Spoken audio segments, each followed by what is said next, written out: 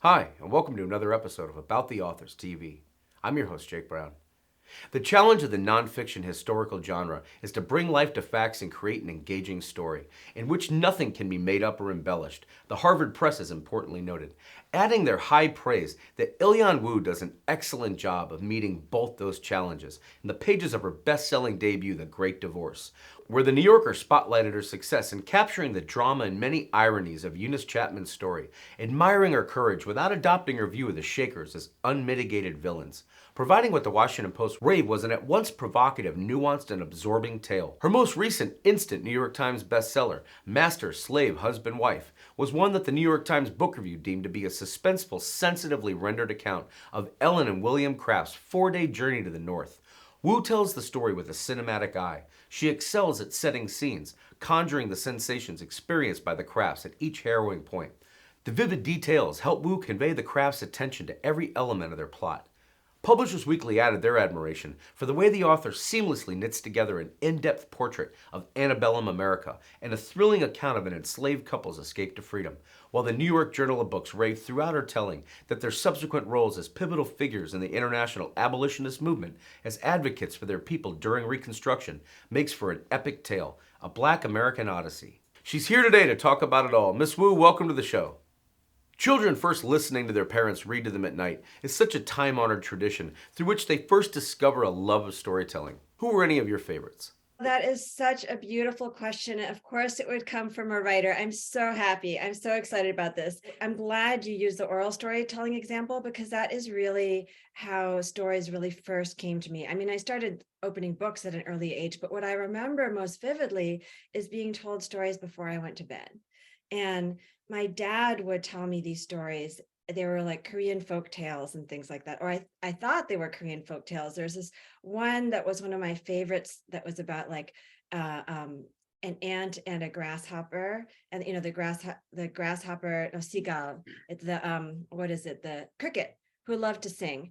And the cricket loved to sing, and the ant was industrious, and we know how this goes. And my dad would tell it, and by the end, like the ant would be in his warm, snug house, and the cricket is like all shivering and cold. And I could just like feel it and see it. And I was like, wow, this is a powerful like part of my history in Korean folktale.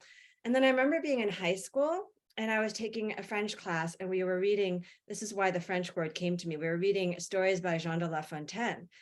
And he's telling the story about a, a an ant and a cricket, like the Fourmier de Cigale. And I was like, wait a second, that's my dad's Korean story. Like, how did he get this Korean story? And of course, I didn't realize that my dad actually was like pilfering these stories from here and there, anything that was like, tellable. So like, there's all this kind of cross-cultural pollination going on in my storytelling world, but definitely my first real vivid impressions of receiving stories is through the ear. We understand you actually first started spinning your own stories while you were still learning to walk. We're going into early history again, and oh my gosh, I wish I was like going through my stuff, and I was actually going to take this out to potentially show like students in another talk, but it's become like an iconic sort of like mom moment in my household. But my first retelling was when I was like 3 or 4 of Little Red Riding Hood. And I love to draw. So I did a lot of drawing and a lot of art growing up. And that started super young. But why this has become such a famous story is because you see on the first page, like Little Red Riding Hood, somebody's obviously writing the letters for me because I can't do my letters. But I have this like really elaborate, beautiful picture of Little Red. I mean, you can tell I'm invested in this character, like eyes, like lovingly drawn. I think I even have fingers. I mean, it's just, and then you can see who I don't care so much about, like the grandmother, so she's like kind of drawn in. But the other thing that happens is by the end, I'm losing steam and I don't want to write the story anymore. And some editor is telling me, no, you got to like finish this.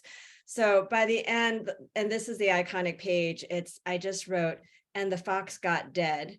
Like, doesn't even matter that it was a wolf. Like, I don't care. It's like it died and that's the end of the story. And like, you just have like a scribble. So it's like, I guess it's a lesson in the importance of seeing the story through to the end, because at least I saw it through to the end, but also writing as an act of stamina. It's an important early lesson to learn as it can follow a writer throughout their entire career, can it? Journaling and letter writing, we hear so often, are equally productive and constructive methods for so many to say on the page, but they might not say out loud otherwise. And one you'd use to great effect in your future novel writing. Were you members of both these clubs yourself as a teen? Of course, I kept lots of diaries and wrote letters. That's the thing. Like, it's so fun to come upon these letters now. And I guess you could do the same thing with email, but there's something about opening up an envelope and seeing somebody's handwriting there's like a physical aspect to that storytelling and an intimacy and communicating specifically to one person that I find really magical. And that's probably why also I get excited in the archives, and you're opening somebody else's letters, right? Like these words that were meant specifically for one other person, in oftentimes beautiful handwriting. I understand you and I both share in common suffering through the finger breaking regimen of playing classical piano in high school. Looking back, do you feel like the rhythm in your writing roots in that practice? I would say my piano teacher. Yeah. So it seems like we have a lot of music in common. I grew up with a lot of music, a lot of classical music, because my mother's a concert pianist, and I actually wasn't supposed to play piano. She's like, all right, she's good with her hands, likes to make things. Let's try the violin, like squeaky, squeaky. It was terrible. And I just never really liked it. I tried the cello, which kind of went the same way. And I really wanted to learn the piano. And of course, because my mother didn't want me to learn it, because she's like, we're going to fight. This is going to be bad. And she was right, because I'd like hit wrong notes. And she'd come, like, I could hear her like marching over, and she'd be like, first she'd be like, B flat, that's a B flat, not B, and then she'd say like, and so I just heard her, she said that she was correcting me, not to help me, because I would tell her, how can I learn if you keep telling, shouting the directions? She's like, it's not for you, it's for my ears. So the so piano is something that I really grew up with. I guess a lot of these things do kind of tie together, like the hearing of stories and the hearing of music, and the telling of stories through music. So that was really my way into music. And my teacher, because my mom was like, I am not teaching you. And I was like, thank God. And she found me a piano teacher from uh, who she knew. And actually, when I first started learning when I first started getting excited about the piano, my mom like just taught me how to read the music. And then I had these books they were like stories. It's for pageants for piano by Donald Waxman. They had these really great pictures and stories along with the music. So like those two things really went hand in hand for me. And that kind of went all the way up. Like as I was playing, I mean, whether there was like, Beethoven's Tempest, there's obviously the Shakespeare reference there. So there's a real story, but whether there was an intended story behind a piece, or whether there was one that I just conjured or kind of invited in as a way of better understanding the music, those things were really very tied. And also the discipline of it, and the idea of practice. As much as I hated doing that in music, it was fun doing it in writing, doing something again and again and again until it starts to feel right. Once you were attending Yale and then earning your PhD from Columbia University, who did you take in as influences, either literarily or via professors who were teaching you about those classic writers, that were maybe an influence in your writing to come?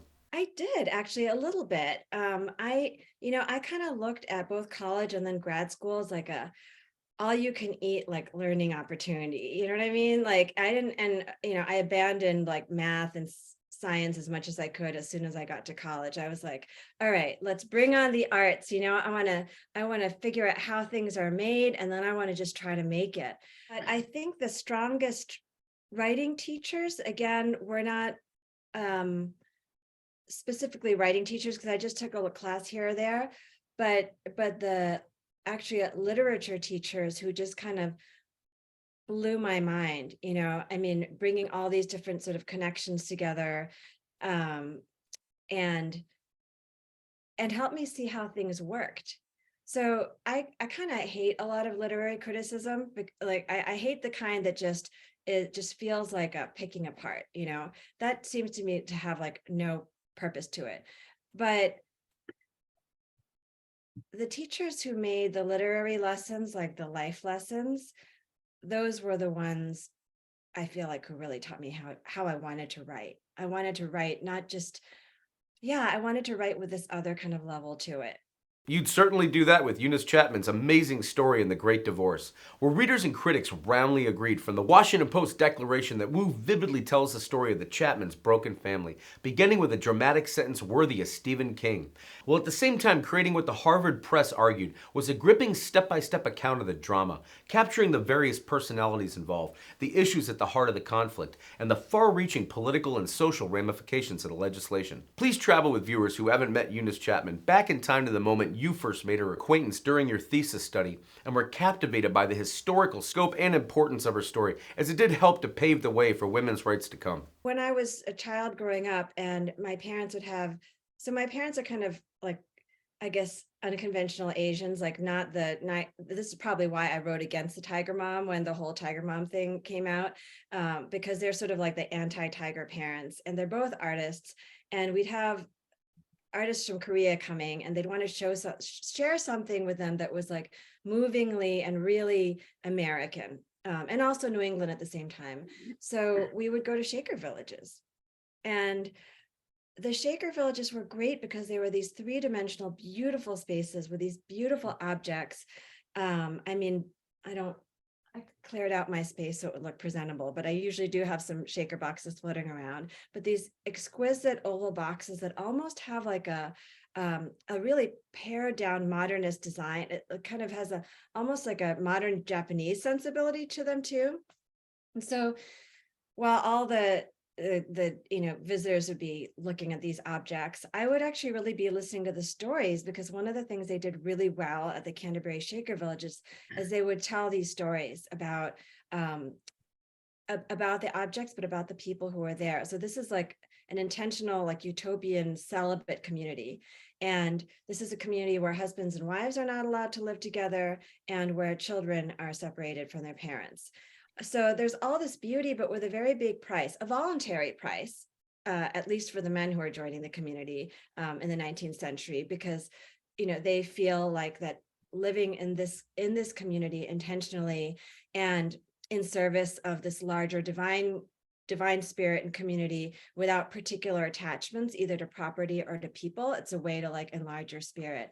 But when I'm going here as a child, and I'm going with my parents, I'm going with my family, which I really love. And they're telling me, all right, if you moved here, you'd be in this house, your parents would be over there. You wouldn't really be seeing them very much. This is how you would be apprenticed. This is what your life would be like.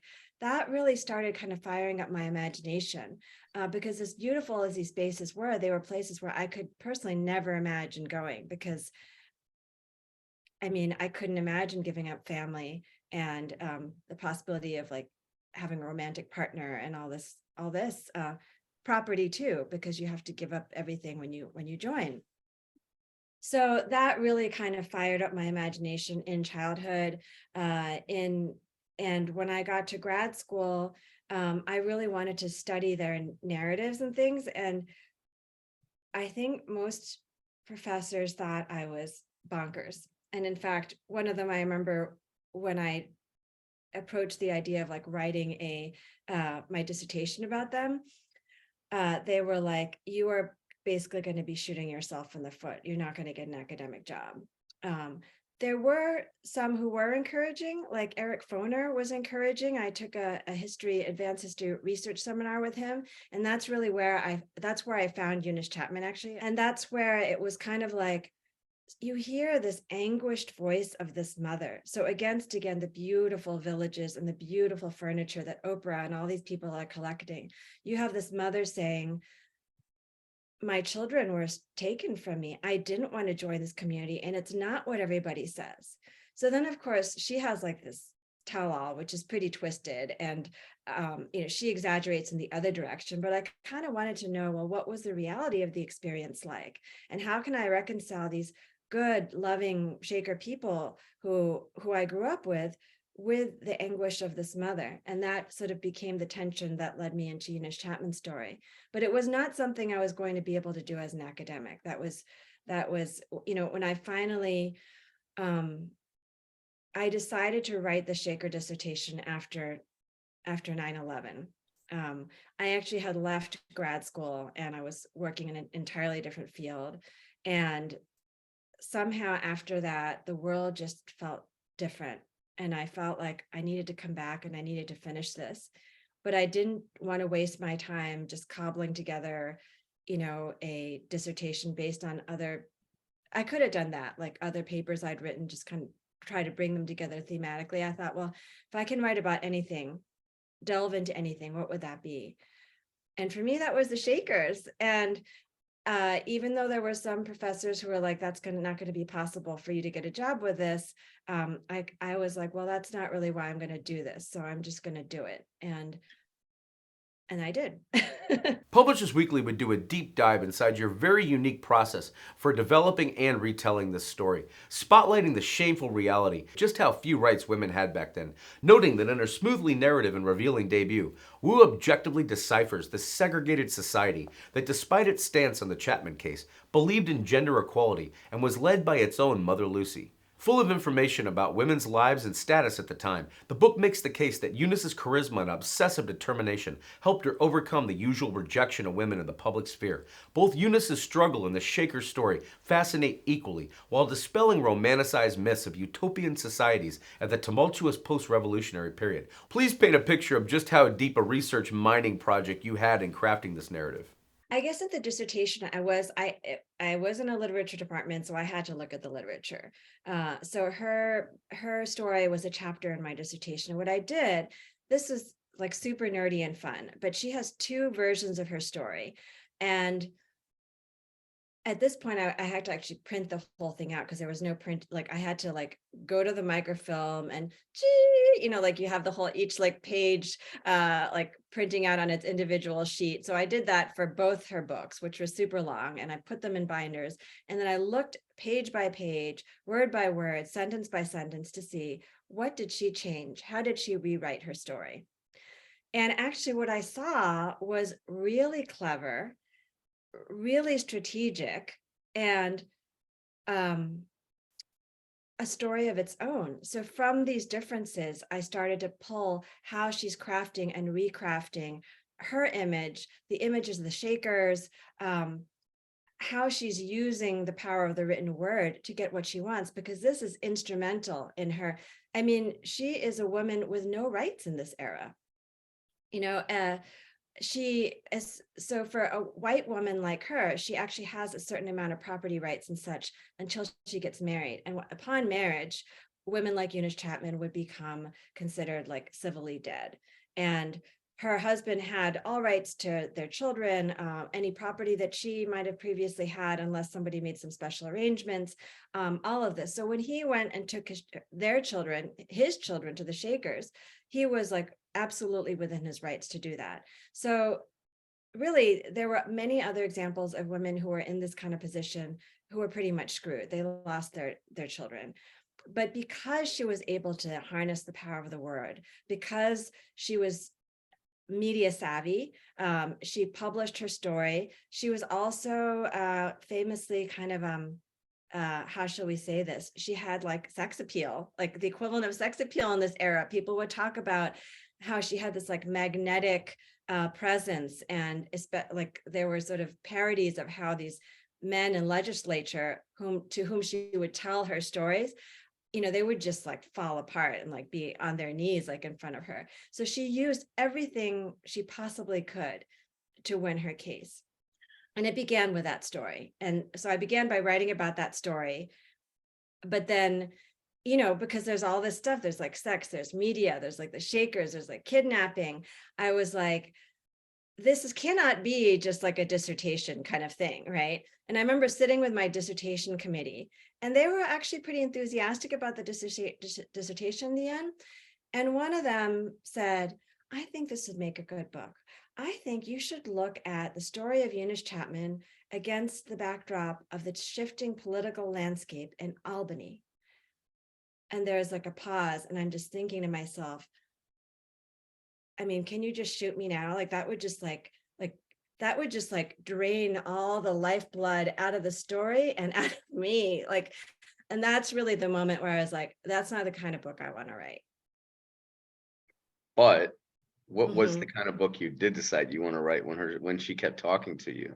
Yeah, so the story I wanted to write was the one where she is like speaking to you, where you have um, you know, her starting sort of at rock bottom, losing her family. And I mean, it's really kind of like a Hollywood story, right? She finds herself, she uses everything, she builds, she goes to the legislature, the and then like the children are moved and she has to travel all over the country like finding them, and she rallies a mob. I mean, it's like it's a big story. But like with my current book, I didn't want it to be just like good guys versus bad guys, in part because I really love the Shakers. And that's another thing that happened at that dissertation defense, where one of the professors was like, I think the problem with that we're finding in this chapter is that you need to take sides. Like you need to choose whose side you're on. And I was like, but I can't pick sides because like I want to see it from both of their points of view. And I think that's what makes it a really interesting story. If you think, from Eunice's perspective, her children are seized and these people are taking her children away. It's interesting to note that you were careful to write about the Shakers' perspective with respect here too. Why was that an important balance to strike for you?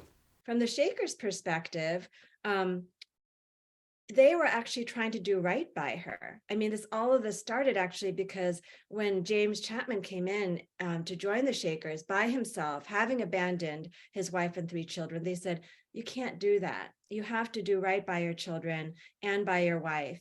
And you have to settle your worldly affairs before you can come in with us. And, from the perspective of this time period, it was within his rights to provide for his family as he saw fit.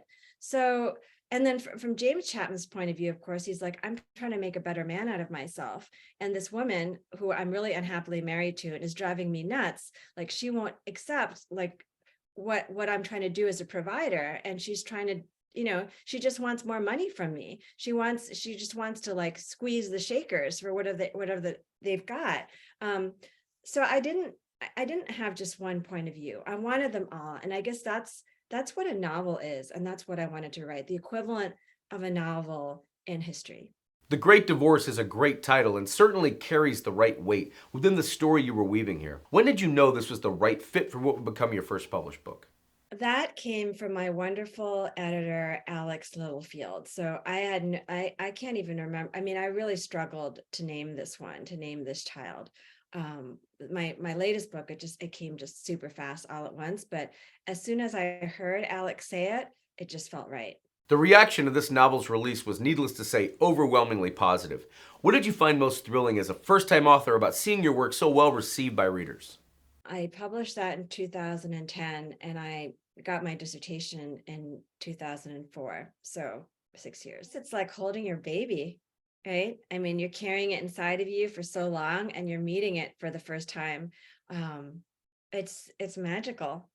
Yeah. It was the opposite of what I was hearing, in academia. So whereas in academia, it was like, well, what side are you on?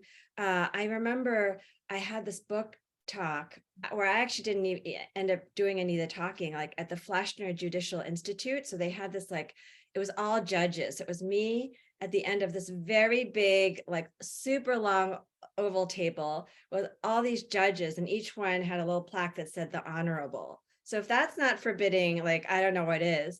But as soon as they sat down, one was like, oh my God, I see this guy in my courtroom every day. And then another one was like, yeah, her too. And then they're like talking about Eunice and James Chapman's conflict, because there's a marital conflict at the heart of this, just as if they're ordinary people that they see every day in their court, and they're making connections between then and now, and they're arguing both sides of it. And it was just like, wow, the story kind of has a life of its own.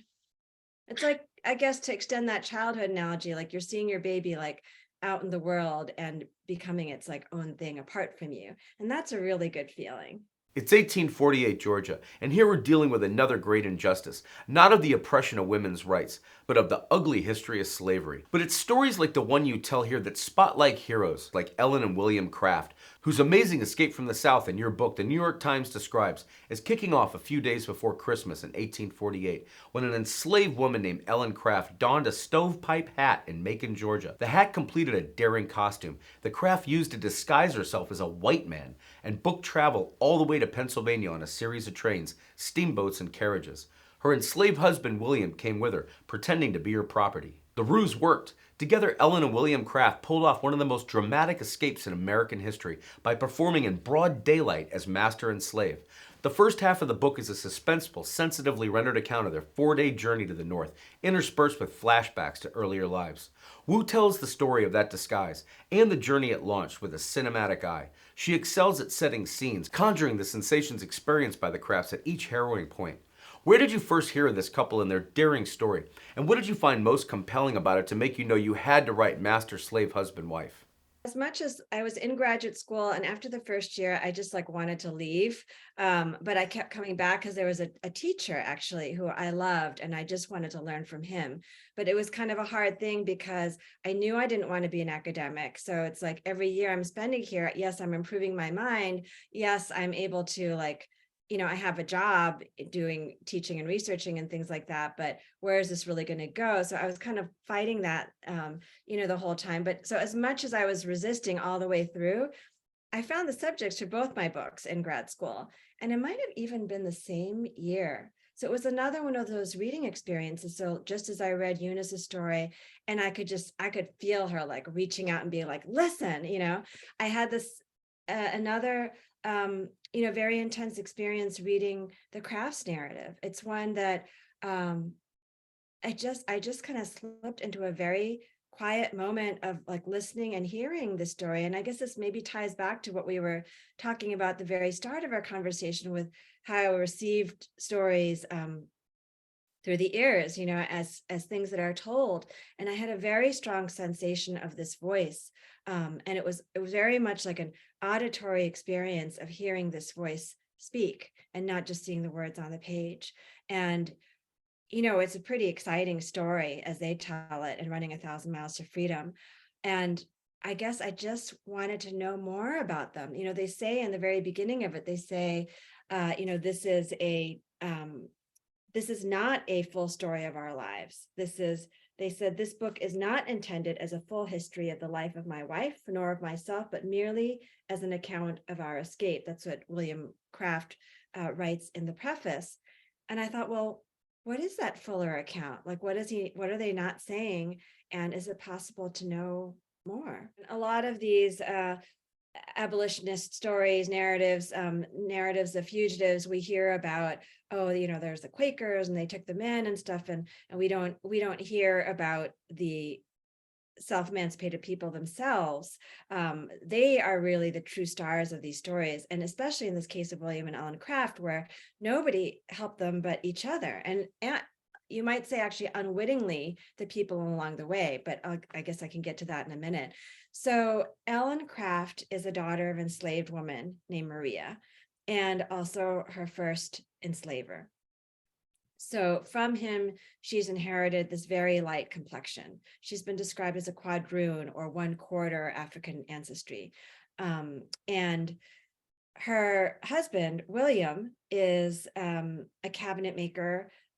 He is actually, it's interesting because he's also in some accounts, some descriptions described as a mulatto, or so also of mixed race ancestry. He does say that he has 2 grandparents who are full African ancestry, but he doesn't articulate the rest. But he does have a much darker complexion than Ellen. So the 2 of them, and I have a picture of them on my desk. So this is them in later age. But so I mean, it's just so audacious. She crosses lines of gender, class, race, and ability to pass as a wealthy white male disabled enslaver. So the disability is key because she can't read or write. I just, I discovered all this stuff about her family and how her biological family and the investment that her enslavers actually had in education, including education for women. But all of this was denied to her. So in order to move anywhere in space at this time, enslaved people like the Crafts need written passes authorizing their movement. So even presuming that William and Ellen pass muster as a master and slave, she will continually have to vouch for him on paper, which is why she invents this amazing addition to her disguise, one of disability. She puts her right arm in a sling. She also, they put like poultices on her face, so she's like rheumatic. She has like some problem with her arm. She's got green glasses that kind of hide her eyes a little bit. She's all kind of bandaged up and looking unwell. And for a white male enslaver to be sick, to be unwell, demands even more special care, special prerogative, special attention from your manservant, which would be William. So that gives it cements their relationship, makes it all the more necessary for them to be traveling together. And what they do is they take trains and they take steamboats, they take buses, they take carriages, everything out in completely broad daylight. They do this like right under the noses of people who would otherwise capture them. And they are so charming and they are so like pleasing. Like people are like, oh, look at see, people actually point to them and say, see, this is what I'm telling you about, right? Masters and slaves, they belong together. Look at this bond that these two have. I mean, they're loving seeing them together. And so the Crafts are able to use that. They're able to harness people's impressions of them and use that to help them actually in moments of crisis. They didn't have papers. So they originally had papers. They had to get passes. William from the cabinet maker who he worked for, Ellen from, we didn't talk about this, but her newest mistress is her half sister. So she gets her half sister mistress unwittingly to write this pass. They only have this pass for a couple days. So at one point, like and I was calculating this because I don't know exactly how long, but I know roughly how long. And I know at what point it was impossible, like it must have run out. And actually, I kind of borrowed a moment from Colson Whitehead's Underground Railroad. There's one sort of magical moment in that story pretty early on, when the heroes of that story are running. And I think it's Lovey who just says, they know, or like they knew. There's a moment when they're like, they're going to be missed. And the Crafts were working under that same time pressure, where they, at a certain point, somebody's going to be looking for them. Actually, as soon as they leave their Ellen's cabin. Now, thankfully, they do make it up north, so the initial ruse worked. But that's only half the story you tell here, as due to a sick law passed in 1850, known as the Fugitive Slave Act, and famous abolitionist William Wells Brown, among others, a second chapter ensues in the Crafts story that another famed abolitionist, William Phillips, forecast at the time. Future historians and poets would tell, as one of the most thrilling in the nation's annals, and millions would read it with admiration for the hero and heroine. You turned out to be the author that would bring his prediction true and finish telling the full story. Please give viewers a sense of what the most exciting twists and turns you uncovered were as you kept writing. They arrive quietly in Pennsylvania. And they slip into this colored boarding house, as it's described, supposed to be friendly. And the boarding house keeper, of course, he's just like completely shocked upon seeing Ellen. And he calls for some of the major abolitionists in the city, including William Still, who ends up keeping this like secret book of Underground Railroad records. And he's one of the early people to write about their story. But it's an amazing story. It's an extraordinary escape, but it's also an amazing story. And abolitionists, like all other politicians really. They need good press. They need stories that are going to motivate, and they're looking out for some. I mean, this is like, it's unbelievable. People want to know more about it. They're kind of writing. I was able to find letters where they're kind of like, they're like, did you hear about this? Oh my gosh, you got to hear. I've never heard anything. And so they know from the beginning that this is a sensational story and it's got the power to move people.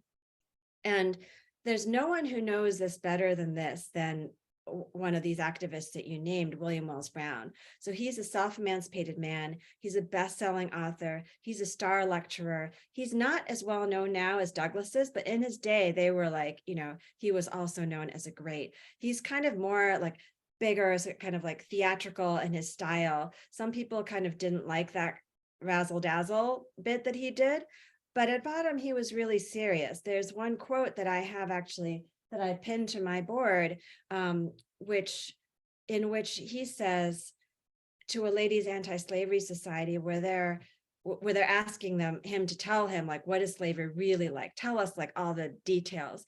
And he says very seriously, because there's a level of prurience too in this, maybe a little bit of voyeurism as well as deep care coming from people who like want to know the details. And so he says, if I were really to tell you about slavery as it is, I would have to take you one at a time and whisper it to you. Slavery has never been represented. Slavery can never be represented. This from the man who is like literally creating painted pictures, panoramas, talking, plays, novels, everything. That's his central knowledge. So back to your question about the stage, he invites them to join him on this crazy like lecture circuit.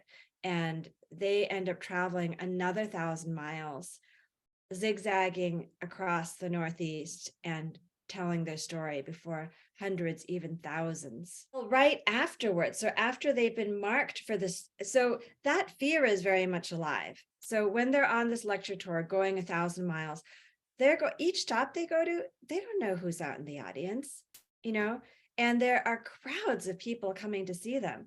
They don't know if their prospective kidnappers are there. So they're alive to that fear and to that risk with every stop that they make. But what happens is, and actually, especially because news of this, I mean, the news is not just circulating in the North. This news is traveling through telegraph, through rail, through steamboat, through all the ways that they took up to get to the North. The story is traveling back down. And Ellen Crafts Enslaver, in particular, Dr. Robert Collins, he finds it embarrassing. You're hearing these stories, like there's this one crazy moment on the train where Ellen, because she's an invalid, she's given this like special ability to go on this special car, and she thinks, okay, here's a chance to kind of like rest for a moment. But there are two ladies in there with their dad, and these ladies are so charmed and so smitten by Ellen as a man that like they're like, oh, lie down, and they're putting, like their shawls on him and him. And the dad is like taking off her boots to help her like relax a little bit more. This is like, I mean, this is very, shocking stuff for 19th century people, 19th century readers. I mean, even that gesture of that boot, coming off the foot and having her like ankles revealed and everything. So Dr. Collins is reading this stuff and is just like, I mean, it's embarrassing. But what the Fugitive Slave Act does is it makes him jump out of his seat, because now he has rights as never. Well, he always had the rights, but he has the ability, fortified as never before, and he has a purpose, because he feels, as a union man, as somebody who believes in the United States of America, who's not for secession like a lot of people in his community are, who believes that this nation should stand together, who believes that the North will be good on its word, he becomes committed to making this case a test case for the Fugitive Slave Act and essentially for the future of slavery in America. Everything was like I mean, it's just breathless from beginning to end. There's not like, I think there's one chapter, which is like the second movement in a sonata, that feels like, okay, let's just, and it's like 5 pages or something like that in the book, where they're in Boston and they're catching their breaths. And I can show you a little bit of Boston Common, and what they're doing is they're trying to build their life, but boom, that law comes again. And it's every moment, like from that initial journey to then when the slave catchers come and they're like, first they're standing up and then they're moving from place to place all over Boston and they're being chased and everything. I mean, it's pretty much nonstop action. Where do they wind up? They wind up in the United Kingdom. So their original goal from the very beginning when they left Macon, Georgia, was to go to Canada. But not even Canada is safe by this time. They have to leave the United States of America. They have to leave the entire like North American continent. Because again, you can get from Charleston to like Halifax, like no problem. So they actually end up having to flee overseas. And they go to, they land in Liverpool. And I mean, can you imagine? I mean, I can't imagine. They have fled bondage. They have fled the United States. They're in this totally foreign country with a little bit of money and a couple letters of introduction and each other and nothing more. And it's really lucky for them that who should come along again but Mr. Razzle Dazzle storyteller, best-selling author, self-emancipated man, Mr. William Wells Brown. I mean, there's no slavery in the United Kingdom. It's been and it's been that way for a while. So in that way, they can rest easy. But then there's this other question of, well, now that we're over here, how do we want to live our lives? How can we support people back home? Because they're still constantly thinking of the people they left behind. I believed at the time that I was writing that there were 6, but I have since learned from descendants that there may have been a 7th, a daughter who was born and died in England. How long did it take you, out of curiosity, to map out this entire journey before you reached its conclusion? My agent actually sent me an email where I was kind of thinking about this in 2013, so 10 years ago. But I started and I stopped probably from like 2012 to 2013, maybe a little longer than that. I put it off and then I picked it up in earnest in 2016. And it must feel gratifying that you're helping new generations learn the sweeping scope and historical significance of this story for the first time. I think there are people who know, especially the descendants who've been the stewards of this story, who've known and cherished it for, for many years, for generations. And it's thanks to them that we have so many materials that still exist today, like archivally.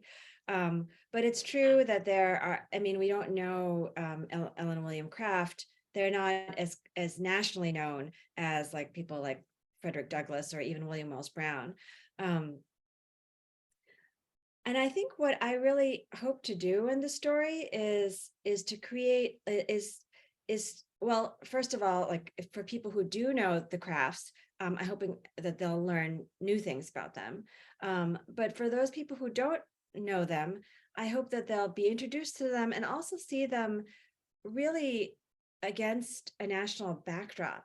I wanted to make sure, like, not to make this just like one note. I mean, the crafts already, their narrative is like a melody. And I wanted to create a big score, like the biggest possible score I could, with all sorts of other instruments and all sorts of other people coming in. I wanted to have, Daniel Webster coming in as a great big bassoon. We know Daniel Webster in other contexts. We don't know him like the way we know him here. Henry Clay, who Abraham Lincoln like so admired.